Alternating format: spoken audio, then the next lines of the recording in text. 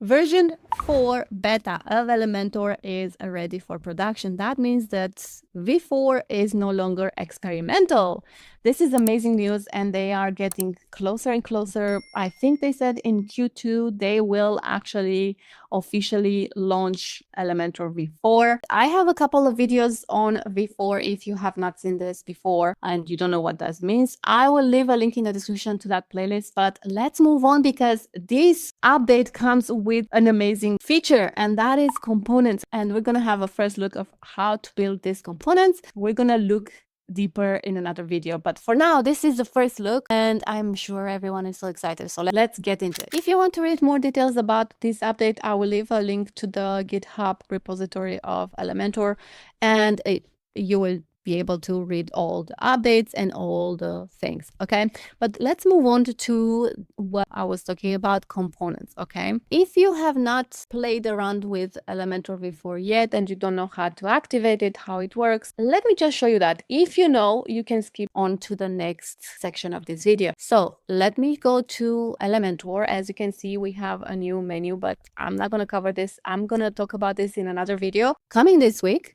But let's go to editor and quick start, and you will see that you have the settings, the tools, and all the things here. I'm going to close this. Let's go to settings, and this is where you're going to find a version 4 setting to activate it. Okay, so you can, as you can see, I already have it activated, but you can select this and you can go to try out the new experience, which will activate V4 on your website. Okay, so now another thing that you need to do is basically go to plugins and look to see that you have this version for both Elementor and Elementor Pro. If you don't, make sure that you update your plugins, because otherwise you will not have the feature components. I speak from experience. I forgot to do this and it took me a little bit of time to figure out why I couldn't see the components feature. Anyway, it happens to the best of us. Okay. All right. So let's create our first component. Okay. So I'm going to be adding an atomic element. So these atomic elements are part of V4 and only this. Okay. So if you add any of these elements, you will not be able to save them as components in V4. All right. So I'm going to go with the flexbox. You can actually just simply add an image here and it's going to be created with a flexbox container. You know this. All right. So I'm going to click on this and I'm going to go to add an element again. And this time I'm going to add a heading. So I'm going to make sure that our flexbox layout is direction column, has a direction column, but I want to move my heading here. Okay. So I can have a look. Now, let's go to Flexbox again. Let me just, okay, so justify content, center, align item, center. It's gonna take some time for us to get used to where these elements are structured. This is new for all of us, but we're gonna figure out. Okay, so first of all, I want to add an image here. So I'm gonna go to general, no, I'm gonna click on image. I'm gonna go to content and I'm gonna select an image. I already have this. Don't ask me why I did this, but I like it. Anyway, so I'm going to go to the heading. And first of all, let's switch the heading settings to be an H1. Okay. And we don't need to do anything here. We're going to go to style. And here we have to navigate all the way to typography. Click on it. And as you can see, first of all, you have the option to change the font family, weight, and font size. I'm going to focus on the font size here because this is what I want to change. So I'm going to select REM and say 5. Okay. Now, if you want to do more, you can click here to show more, and you will have the option to change the line height, the letter spacing, word spacing, column, etc., etc. There's more here. So what I want to do now is text transform uppercase. Cool. That is very nice. So let's see the font family. You can navigate to whatever font you want. So I'm gonna, let's just go with this one. That's absolutely fine. Font weight, let's see what, maybe a little bit bold. Okay, so text color as well. I think this is easy to understand once you get used to where everything is. I played around with this version a few times in previous videos. I think I said that before. I will leave a link in the description below so you can check them out. But it's going to take a little bit of time, which is absolutely fine. So I'm going to close typography. And as you can see, you will have this indicator, this dot here, pink dot, that the typography has been changed. And it says has style as you hover over it. So this way you know that changes have been made to this element in terms of typography. Okay, so that is done. Let's go to the image, or let's go to the flexbox actually, because I want to change the size of it. It's way too big. Okay, so I'm gonna go to style and I'm gonna close the layout and I'm gonna go to size. I think size is what we want. And now we have width, min, max as well, and the classic width. I'll be honest, I'm not sure what I'm doing here, but let's say I'm going to change the max width to a percentage, and I'm gonna say 50%. Okay, that is cool. A maximum height, let's say as well 50%, and I'm gonna close this as well. Again, the size you see has changed. Okay, I think this is our first component. Very minimal, but this is basically, it's not a component yet. We're going to turn it into a component, but this is what we have created. We can also add a button if we want, you know, all the good things. Anyway, so I'm going to right click on the flex box, and you will see that you have the option to create a component. So I'm going to click create component, and now you can name your component however you want. So I'm going to say furry.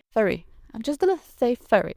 All right, so I'm gonna create furry, and component has been created. Now it highlights our component, and we are in the component editor. Yeah, this is draft. If you want to save it right away, just click publish and it's saved. As you can see, we are in our component, and this is how it looks. I think if you have seen Webflow and other builders like this, you'll be familiar with these icons and, you know, all the indicators. So now we have also this fun icon here, which says component properties. I'm going to show you what this is, but let's go back to our elements. And if you go back to the plus sign right away here, you will see that we have another section created where we have saved all our components, and I have created already two, and this is the one that we have created last. If you click on these three dots, you will be able to rename it or delete it. And if you click on it, on the component itself, you'll be able to add another component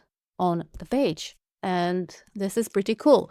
So I could also go to another page. Let's go to Elementor 7, wherever this page is. And okay, this is another test, but let's go to components, and I'm gonna add the one that I had just created. And it is a little bit different in terms of title, but you see that we have another component here. And if I change it here, let's go to furry, and if we go to edit component, now I can actually change the title, the image. I can customize it, and it's going to change globally. Okay, I'm gonna go to typography. Let's change this to red. Okay, and that's it. I'm not gonna change anything else, just for, you know, demonstration purposes. And let's go back to our page components, and the title should be changed to red, and it's red. I have not changed anything but the color. Okay, the title is the same, the font. I think I noticed something different actually. The title, why? This is very interesting. Let's go to edit furry, and as you can see, the font is not the same. The typography is not the same. So if I change the typography here, here, font family, what am I missing? I don't know what I'm missing. There's something that, okay, this is interesting. Let me go to Elementor 24. This is another page. So I'm gonna add my component, furry, again, yeah. So I'm gonna go to edit it, and let's change the title to something that is easy to recognize, but it doesn't change. That's interesting. I'm probably missing something. Oh no, my gosh. Oh my gosh. I was changing the typography. Oh no, this is, don't mind me. Of course I missed something. Yeah. So if I change the typography, I was changing the flexbox typography. This is crazy. Sorry. Now it should be changed all on all the pages. Okay. Let's see. Yes. Okay. That is clear. Wow. That was very confusing. Maybe when we are in a Flexbox, for example, these settings should not be available, for example. I know that is silly, but yeah, this basically should be locked or blacked out or something like that. Maybe it's just me. Maybe I'm just, silly today. Anyway, so let's go back to one of our components, basically the same component. I'm going to delete one so we're not confused. So I'm going to keep just one. And let's go to edit furry, okay? As I said, you can edit it from here in terms of style. And if you go to general, you will see that you have the option to add properties. So from my understanding, how properties work is like this. So let's go to edit, or this component, edit component. And I'm going to go to the heading. And I'm going to go right here to titles and override the property. I'm going to say change text, okay? I'm going to create this property. And the property is created. Now I just have to publish it. All right. And that's done. And if I go to this component, yeah, they're identical at this point. But if I go to this one and I change the title to about and publish, and now we have basically the same component, but with different titles. So the style is the same. We just change the content. And I think this is actually pretty cool. So let me just see if I can do the same thing to, let's go to edit. I'm going to go to the image and we can override this as well. So I'm going to say change img. Obviously, you can name it however you want. Yeah, so I'm going to publish it. You always have to publish it. Get out of the component. And now go back to the component and go select an image. I don't have an image, but upload the file, select the file, whatever you want to add. I'm going to go with this one. I'm going to replace it and voila. Okay, the sizing is different, but this is the idea behind properties. And I think this is absolutely a game changer. It's fabulous and it's going to make our lives so much easier. And we will see how this evolves. Let's see. This is available only in general. Again, as I said, this is a first look into how to create components, but I think you get the gist of it. And if you have questions, please do let me know in the comments below, because I'm planning on a more detailed video this week, probably Friday, where we can actually build a little bit more complex components and see what we can do, especially with the properties that we have kind of looked at. So yeah, let me know if you have tested the components option and what you think. Also, there's another cool feature. I think it's cool. I don't know. Maybe it's useful. Let me just go out of the component. So I'm going to add a heading to the page. Elements, a heading. Okay, not in here. Let me just delete this. I want to add it to the page here. Okay. Wow, it's gonna take some time for me to get used to where everything is. Anyway, so let me just make it a bit bigger so you can see it better. So what we can do is basically add inline text to our text on the page. So let's say title. I don't want title, and I'm gonna say this is a box of chocolates. Okay, so you can edit your title or heading, whatever, inline basically on the page. So if you select the text, you can see that you have the option to change some things. You can add a link to it, you can add subscript, superscript, etc. Make it bold, clear it, italic, underline, etc., and I clear everything. So yeah, there you go. I think it's a cool option, and it's something that, easy. If you want to easy do changes to your text, you can do so. Let me see if I add the paragraph. We can do the same thing. Yes, we can do the same thing, obviously. Silly me. All right, so there you go.